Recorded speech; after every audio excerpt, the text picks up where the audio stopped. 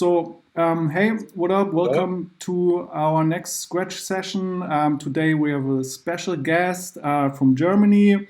We're really happy to welcome Manuel from Leaf Audio. Hey, Manu, nice to see you via Zoom or Google, and maybe you can introduce yourself, what you're doing. Yeah, that will be nice. Yeah, I'm Manu, founder of Leaf Audio. And I'm a musician since ages. I started with playing drums in '84, and in the '90s I crossed drums and electronics. And then by the end of the '90s I got into experimental music. And at this point I was getting into contact microphones, and in German you call it Körperschall, like picking up the sound from materials, etc. Mm-hmm. This was part of my journey to go away from defined sounds, presets, etc., really into unique own material. And I found that when I did this, it seemed like I have a better vision of the sound, where it starts, what's the dimension of the sound, what's the limitation, etc., how to move inside the sound. And one of my first songs, for example, was I was taking a record player and putting the needle on cardboard and then on sandpaper. After that, it made it sound for 10 minutes, and then it was fucked up, of course. But I sampled it, and from this session, I was making one of my first songs with these experimental projects. Mm. And from the same era comes the idea of the microphonic soundbox, which is now our main product. Mm-hmm. And it was basically a simple woodblock. I was just looking on my computer if I find an old picture or so, but couldn't find it. I could present it, and yeah, let's see. It was only a woodblock with a contact microphone and some materials like sandpaper, etc., and metal rods. And then by 2008, I was quitting my day job and just went into music. That was all I knew. I wanted to do something full-time with music. And sound design was my idea, but what I didn't know was that in sound design, 90% is contacts and 10% is creating sounds and music, etc. Maybe a bit different, but if you have no contacts, it doesn't work. But by accident, I stumbled across doing workshops, and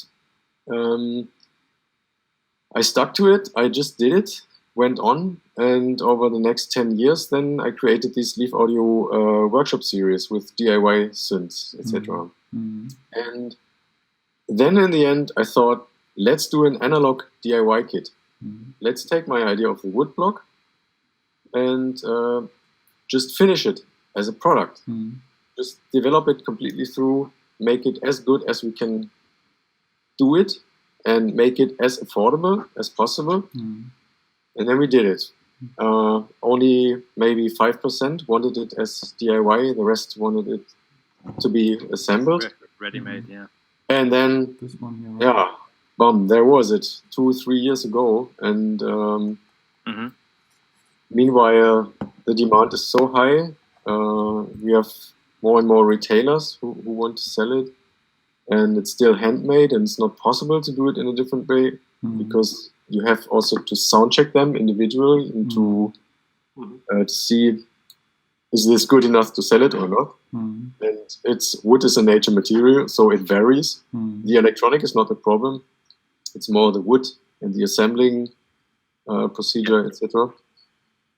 Yeah, and parallel to this, in 2016, we opened a DIY shop called Exploding Shed, which is, I think, Germany's biggest synth DIY shop now.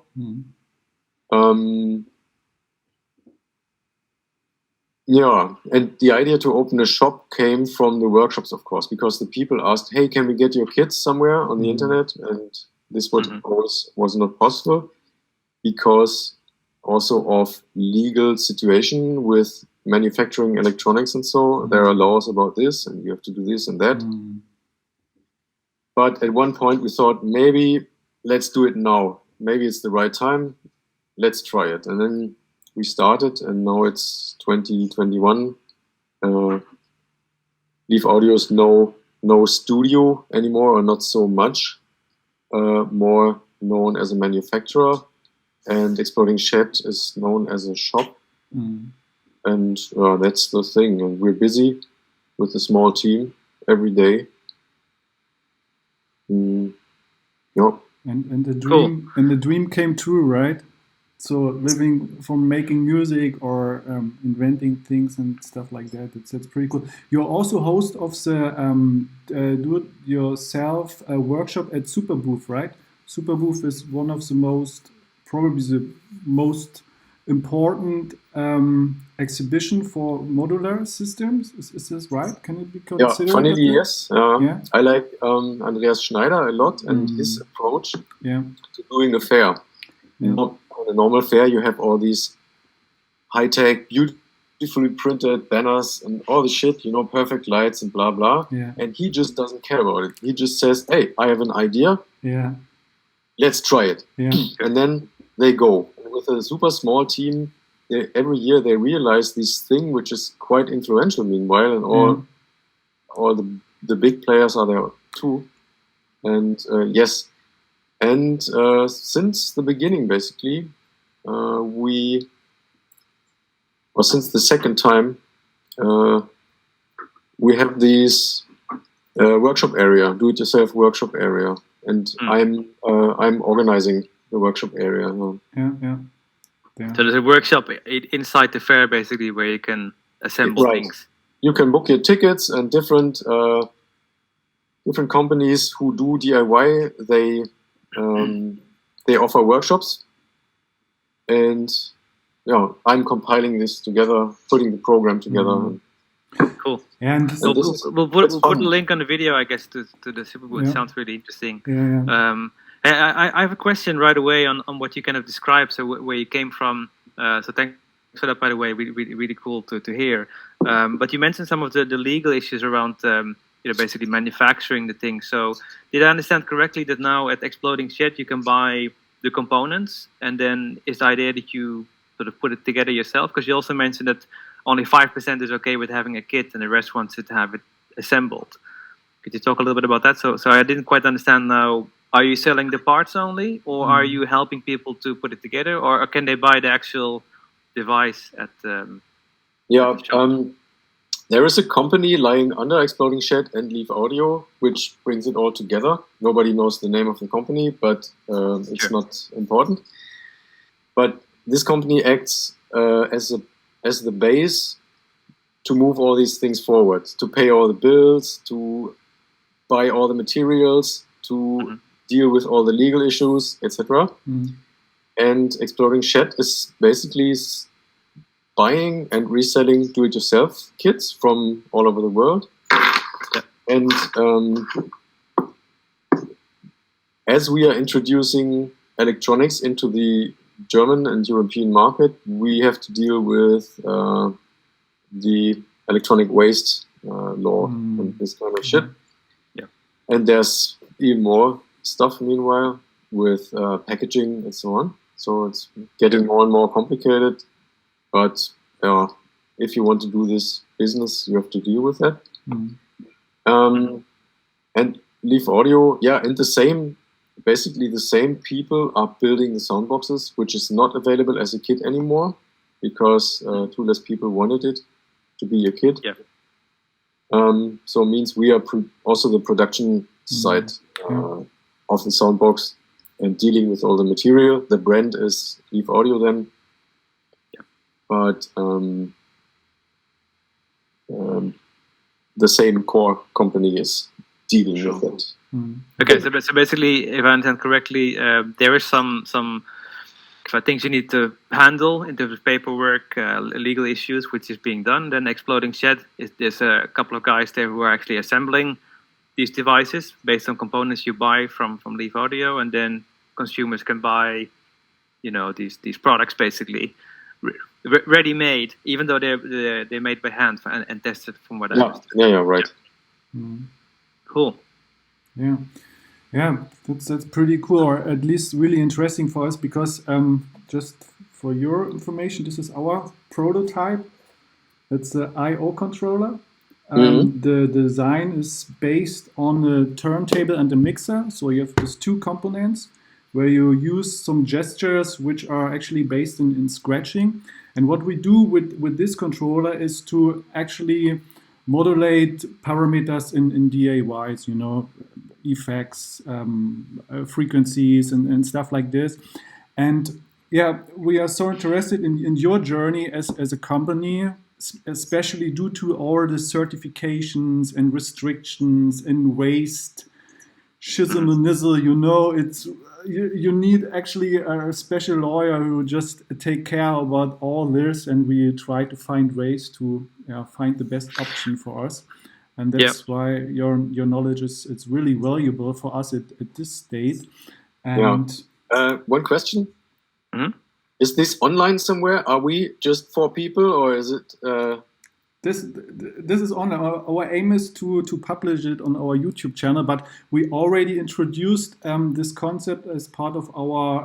We made a kind of like a introduction video about Sxratch, so about our vision, about our products. It's not just this device. We already published some applications, and this is our next big thing. We would like to start a Kickstarter campaign at the beginning of the next year. And but like I said, we need some more infos, a better understanding how it works, and maybe Bob. Yeah, to be clear, we're not broadcasting now, but we do these videos all the time, and then we might edit them later on. So if you want to say something off the record that shouldn't go online, then please indicate so. But the idea is that if nothing else goes wrong, we just basically we publish it at some point or schedule it, and then people can see it then. Okay. Yeah, but so like I said earlier, I'm kind of I'm really a big fan of the maker movement. Fab Labs, which were introduced by MIT back in the day. They're also really famous, or there's some here in Finland as well. And even I don't know how it is in other countries. I think in the Netherlands they have the same thing, and in Germany possibly as well. Yeah. But and also maybe in other countries where you have you could basically get 3D printers access at libraries and things like this. So it's pretty big. But what I've noticed when I first started using laser cutters and 3D printers and stuff a couple of years back is that they're really great to kind of come up with prototypes and designs, and you can download models and stuff online. But then from there to how do you actually get this to market? There's very little knowledge there. So even in these kind of environments where you have students who are doing applied sciences and they are creating stuff in this kind of the Fab Lab is basically this laboratory where you can do all kinds of stuff. They have CNC machines, right, and 3D printers and soldering irons. There's all kinds of creative guys there, but the knowledge of then going the next step that seems to be very, very difficult to get. So making a prototype nowadays is easy, which is great, I think. So you can have something which looks, or at least sort of looks the part, and people can assemble by themselves. That's relatively easy to do, even if you have very little knowledge of industrial design. You just download a box on Thingiverse and you print it or something. So those things are, I think, great. But also what you mentioned earlier, like 5% of people would be able to put it together themselves, and the rest, doesn't want to do that. That's definitely something I recognize. In my own efforts. At some point, I also released a DIY kit with just the parts and some pre-coded microchips, and nobody really bought that. It's too much work. Even if you can solder a little bit, it's very difficult to get into that building something yourself. So what we have done on our end, we kind of looked at, okay, so what if we want to get something to market and actually made? So we get circuit boards printed somewhere, assembled, and then yes, that's something that's also becoming more easy. But then if you look at how do you get it into an enclosure, and what kind of enclosure, and who makes it enclosure, and then what material would it be? The barrier to kind of get in there, even if you think about injection mold kind of enclosures, for instance, that the setup costs are just so high, and that's really, it's a challenge if you don't have any experience on that, or if you don't know if your product is going to work. And that's where 3D printing is really great. So you just make 10 or you make 20, and you see what then? So if people start asking, if you get like hundreds of orders, can you really make those yourself?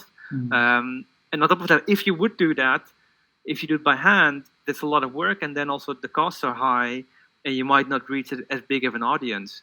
So that's really, I think, challenging. And I mean, there's companies who are trying to fill that gap with like rapid prototyping and all that, but still there is, as I think there's a reason also why a lot of startups are not building hardware, but they're just rather making software or apps, because that's easy to get into. I mean, software, you need a computer, and that's basically it, right? You can develop, but hardware is always a risk. You deal with material which can work or not, and then you lose money. I don't know, kind of thing. I must say that my knowledge about production, etc., is quite limited. I have some experiences over the course of the projects we did, but not so much as an engineer, not as an electrical engineer, not so much with materials, production, or research of single components which you need and where you get them, etc. I think I have more the position of bringing all these together. I'm a bit like the Mutti für alles, Mutti is like mom, That's a German word for jack of all trades, isn't it? I'm the mom who brings it all together somehow, and I like to work with structures a little bit, like not to lose ourselves in too much research or so, but to keep in mind we have a goal. We want to go there. How do we get there? How can we realize it? Which material is good enough? Maybe it's not 100%, but which material is okay and which we can finance and these kind of things. And this is the view I have, I would say. I don't want to pretend to be an engineer or to be a Werkstofftechnik engineer, who knows about all the materials and shit. This is not true, and this is not my position. I always come from this more organizing thing with, at the same time, I'm a DIYer, I'm a limited DIYer, and then I'm a musician, and then I can think myself into the position of a buyer who is buying the product, and what do I expect, and somehow bring this shit together. This is my I think it's very similar to how we operate also. So I mean, we're no experts. I mean, I'm no expert in any field. I'm really kind of a generalist, but I do understand how to bring things together. But obviously when you just start to think about, hey, how can we scale this? That's where sort of this we hit this barrier, right? Like I just described. But for sure, I mean. There's a lot of things where you can just say this is good enough. I mean, it's in a box, it works, it has buttons, it can power on, people can use it. But like you say, also you need to understand what the end user might expect, and that's also a challenge because I think a lot of, if you think about it from a business perspective, a lot of users are used to things looking a certain way. You can buy I don't know, a microphone amplifier for what, €15 on eBay, and it comes in a nice metal box with print on it and some lights and stuff. So the minimal sort of quality level that people might expect, at least for the most part. So I'm not talking about, musicians who are trying to come up with innovative things, working with, modular synths, and they're okay with some wires hanging out of things and sort of connecting to themselves. The majority of people, they expect a certain sort of way that things look, even before they start to say, hey, I might even pay for this. That's where it's difficult because this, user interface and interface design, how to interact with the device. This is, I mean, there's a reason why there are interface designers. And yes, But then here I think you can back borrow and steal, right? So you can look at other things. How are they working? Yeah, you should, because you have to compete with that stuff. Exactly. Yeah. It's on the one hand that's very true, and on the other hand, it also stops innovation somewhat, and that you have to find this middle thing. If you only want to please people, then you have the top 30 music. It's always the same shit. Every song is the same. Yeah. So every song is like, wait, I heard this 5 minutes ago. The harmony and same stuff chords, like the that. same harmonies, the same and way of singing and blah. And I think sometimes it's a great example, because it's not just in device. It's somehow also a connection between this rudimentary material, the way how the haptic or how it works, how you use it, and then the connection to music technology, which is just digitalism in a way, and I think that's really the USP of this device. And another thing, this is my impression from modular, the whole modular scene, is that you can do something with your hands. It's not just clicking something in a digital audio workstation. It's something really tactile, and haptic and stuff like that. And this was also my impression when I was at Superbooth. I mean, there are thousands of different modular systems, and I don't hear any difference when I be honest. But I think, really the scene that you do something and like a researcher and blah blah blah blah blah. I think that's another fascination, which is important for a lot of musicians to go this direction. I think there's also. Go ahead, Nick. I was just saying, I was going to back off what Alex was saying, in that there is a new shift, and people are gravitating towards the concept of sounds that can't really be controlled. A synthesizer is a very controlled environment where you're controlling, a very specific rate of an LFO or of a moving wave. But people are moving more towards organic sounds that can't be controlled or have their own unique behaviors that produce not random, but very unique kind of sonic. We're getting some echo. Now we have a delay. Manu, did you turn on your speakers or something?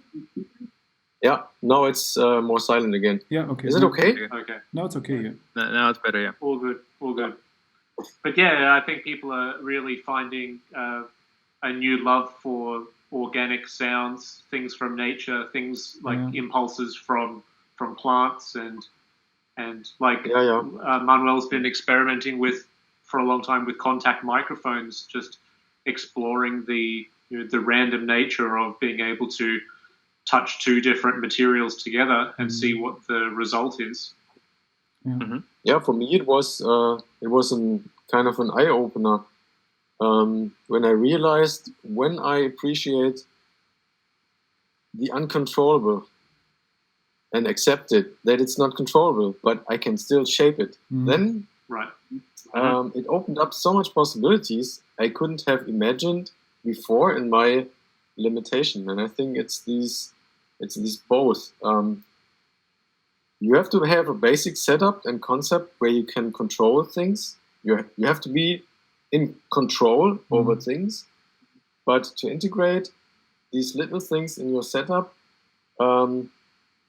which just give a little bit of extra randomness, and then you can shape it and integrate it. And I must say, I really like both. I don't see the reason for pure modular music or so.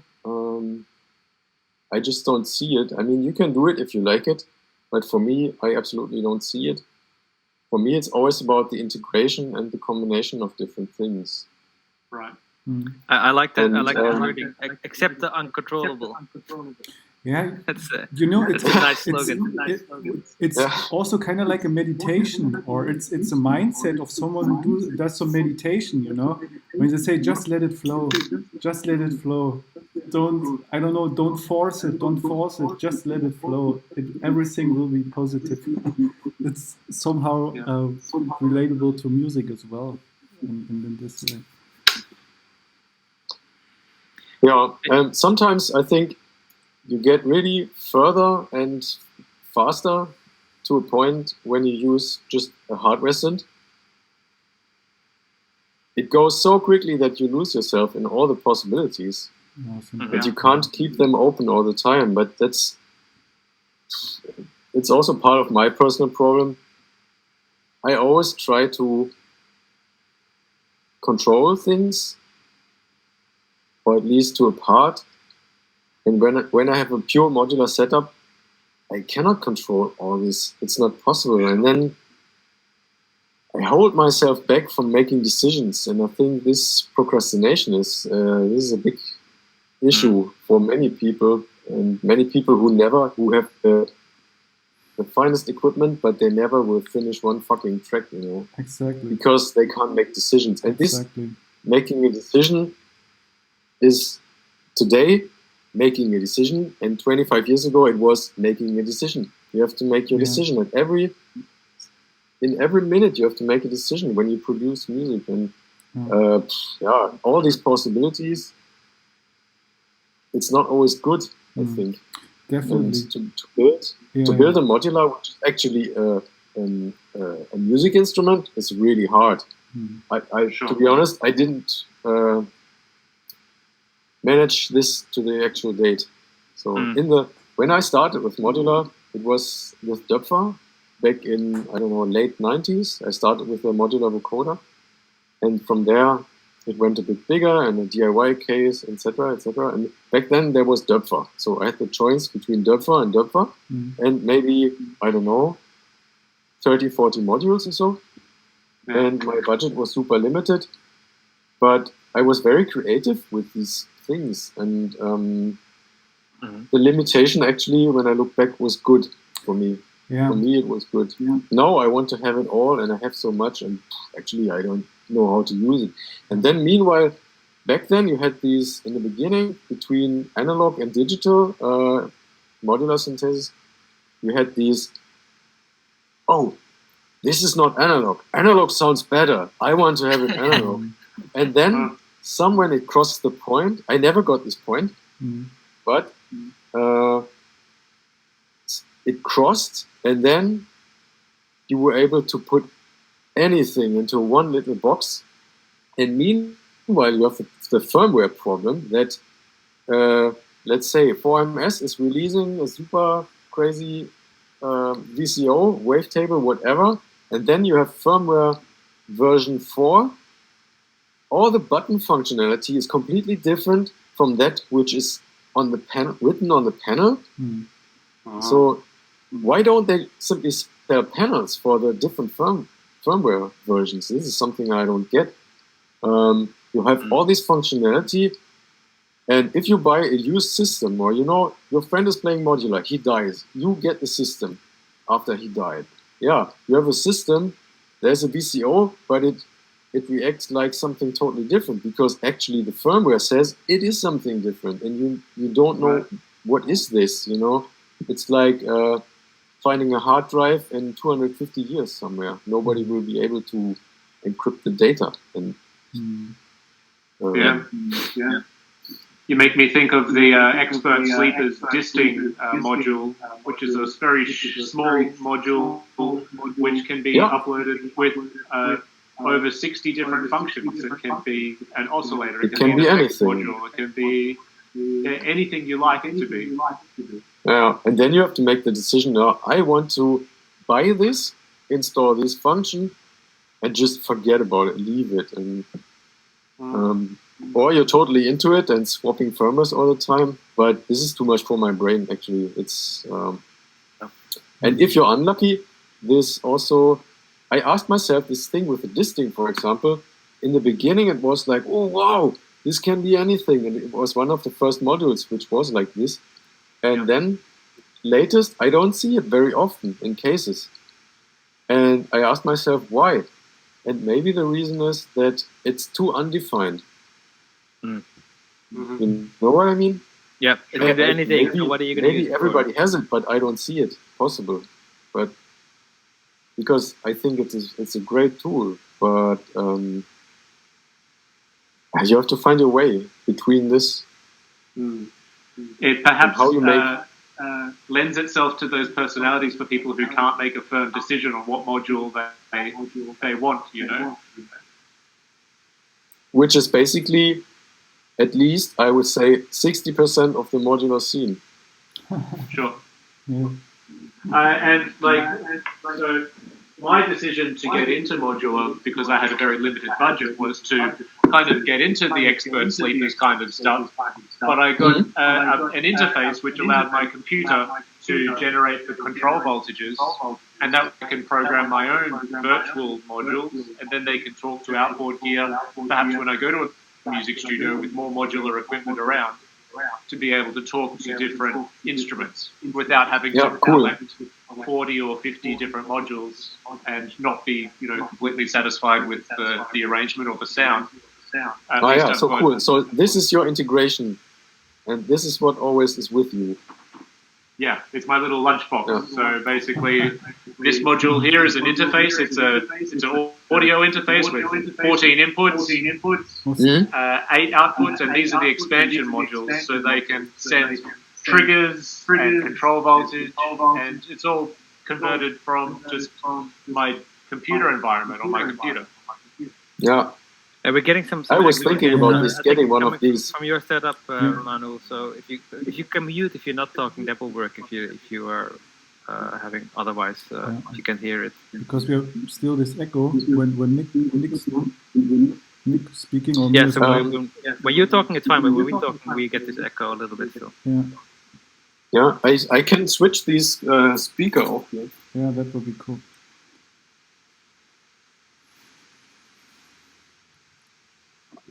Now it should be back to normal.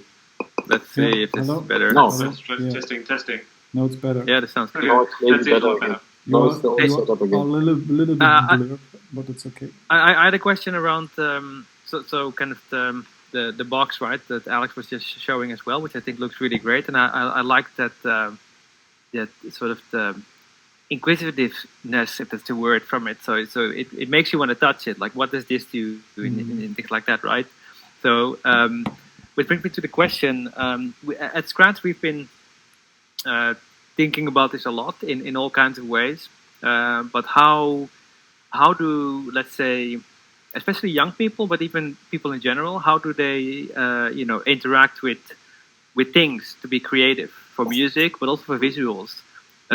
Which brought us to the sort of the notion of how do nowadays. So I mean, I was in high school like years ago, right? I'm now 44, but I mean, my daughter plays piano and guitar, and she has had lessons for that, right? So they still learn music theory, and then they practice and stuff.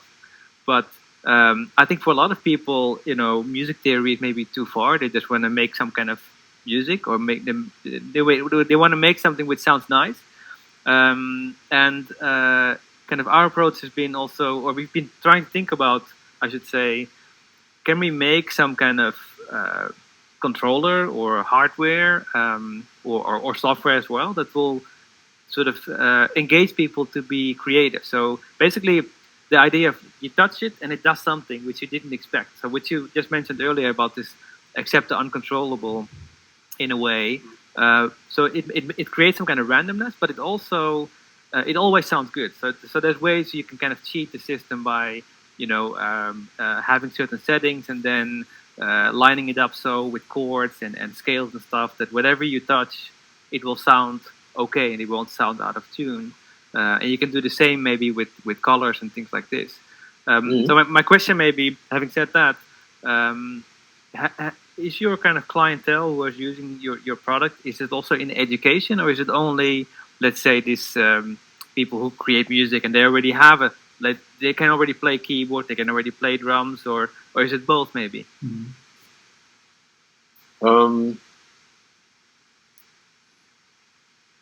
I think it's a bit of everything. I would say mostly it is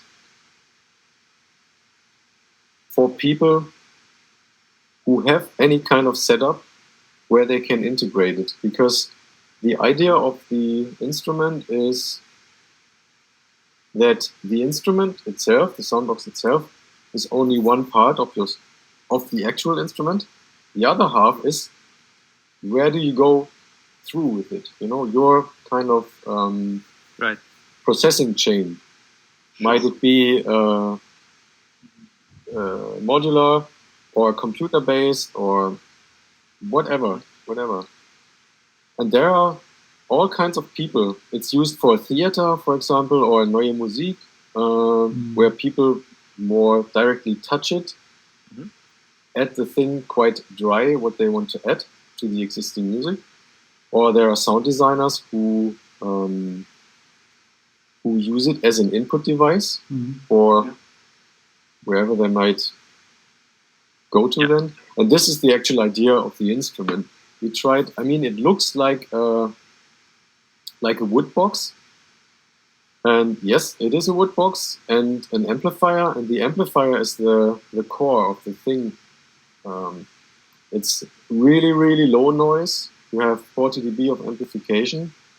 No noise. And one thing in the Mark I version, we had an issue with the power circuit.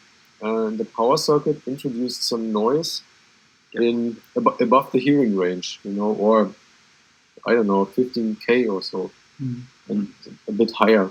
But then if you pitch down the sound like a sound designer does, by pitching down the sound one octave, the frequency is half, and then if something is at 20K or so, then by 2 octaves, you have it at 10K and then 5K, and then it's in the hearing range at audible noise.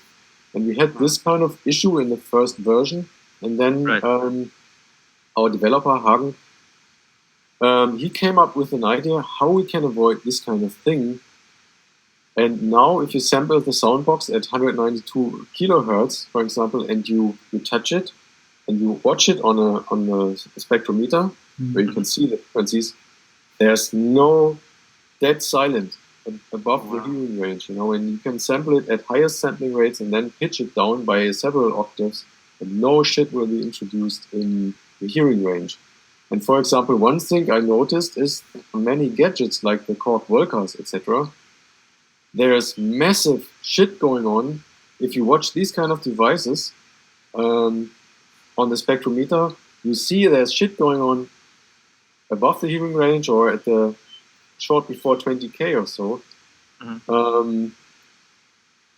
It's super dirty material in the end, and it sounds good as it is, but in a production, for example, I was producing an album, and there was several live tracks with Korg Volcas.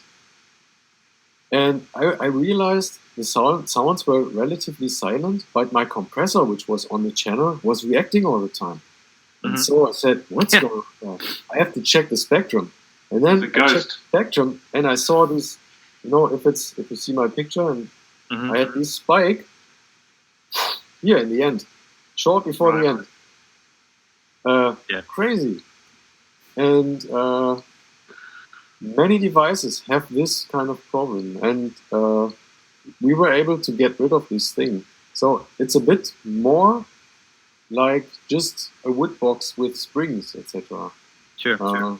It's a high quality input device for how you call it, Körperschall, music kind of contact mic sounds. And at least the best quality we could do for this kind of money. But it's pretty good. And sound designers always realize that when they hear the amps, they ask, can we buy the amp, only the amp? Because they realize the quality of the amp. Because if you connect, I made tests with contact mics connecting to my RME interface, and this is not. It is way less good than when I'm going through the Soundbox amp, because the Soundbox amp is impedance matched to the contact mic, and it just can flow into it. You have the high end, you have the low end, everything is there, the crispiness, and then you have a very strong signal which goes into your system. And this is something sound designers are, they can hear it because this is their job all the time. Sure. And yeah, it's an input device in the end. It's an instrument, or it's in its own right, but at the same time, it's just an input device. And then do whatever you want. Mm. Yeah. Do you plan some other versions of the Soundbox? So I mean, in terms of this little tools here, or that you incorporate some other gestures to play with it? Is this something you have in mind, or is it? Yes, we are planning a new version for next year, but we didn't find the time to really engineer it and work on it. We had so many projects going now. Yeah. And yes, that's all I can say. But one thing I also can say is the new version will not make the old version obsolete. Because not everybody will need the new features. And it will be more expensive. And so we will keep this as two different parallel strings going, you know. Another question, are there any other business cases or another target group than the regular sound designer, music producer? I mean, in this regard, I don't know, did you get some requests from art installations, from, I don't know, theaters, museums, stuff like that? Is it something which is... No, it's mostly musicians, music producers, sound designers, theater, ballet, etc., this kind of thing. Or one guy from New York, he was the sound designer of a horror musical, and he was doing live sound with that, and so and that's nice. Totally, how differently people use it. Or it was in cinema, German TV, etc. You know, sound designers who work for German cinema and TV productions, and so on. It's very nice. That means that just one thing, that the acoustic result is really so unique that you just can use this instrument, or could you actually also create it via DIY using some, I don't know, some other plugins, or try to imitate it sound-wise, or... Yeah, you can do it in different ways, and we did not invent to put a contact microphone somewhere, you know. This is not our invention to make this kind of sound. But we put everything together as good as we could and as affordable as we could into one thing. And I think this is what makes it unique. And there's one thing you spoke about, are there different areas where this could be introduced, etc. I see something more this educational area. We have, since a while, we have the idea for a device which is basically the same core idea, but in different nuances and cheaper, more for the educational field with kids, youth, etc. This kind of thing. And this is something we want to work on for the future, definitely. And I think we have some connections and possibilities where we could do this kind of workshops by ourselves and offer it by ourselves. Also, Superbooth, for example, is going more and more into education with schools, etc., to make them aware of this kind of instruments which are showed there. This is a field I can imagine I would like to see to happen, because my former job was to be an educator, and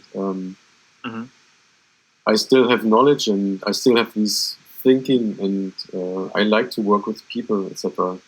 You know, when they realize something awesome for the first time, and then it's wow, what's this? You know, this is a nice moment to see and to take people on the hand and just move them through it. And, sure. Yeah, I think we have similar notions there. Yeah, definitely. Yeah, go ahead, Nick. I was just about to say that the device, just by its very nature and its design, really invites curiosity. You know, it invites people to literally play with it and play it like an instrument. Yeah. And I think that's a very beautiful concept. Yeah. Rather than something very intimidating, covered in knobs and buttons and sliders and readouts and screens. This is a very raw, tactile object that commands you to interact with it. Exactly. You touch it, and then something happens. Yeah. That's one of the very first learning experiences for a child, is the cause and effect of just, you touch and you get a response. Definitely. And I do a lot of workshops also with kids and stuff like that. And despite all the theory, the most important fact for a workshop is just put your hands on. Don't talk, just put your hands on, let the kids doing what they want to do. And this device, it introduced yourself for doing something with it. And this is also our aim with the I/O controller. Touch it and something happens, and then just let it flow. Be creative, and this is it. So I think this was a great talk. We have really 1 hour done. Manu, thank you so much for all your input.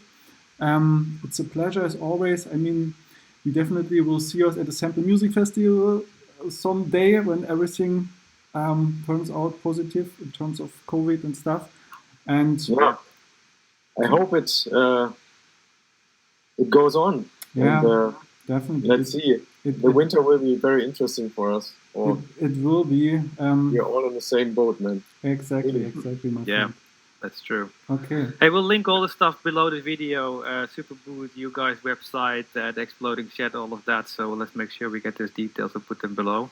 I can send you some links, and I can send you a picture of the original soundbox. I found it now.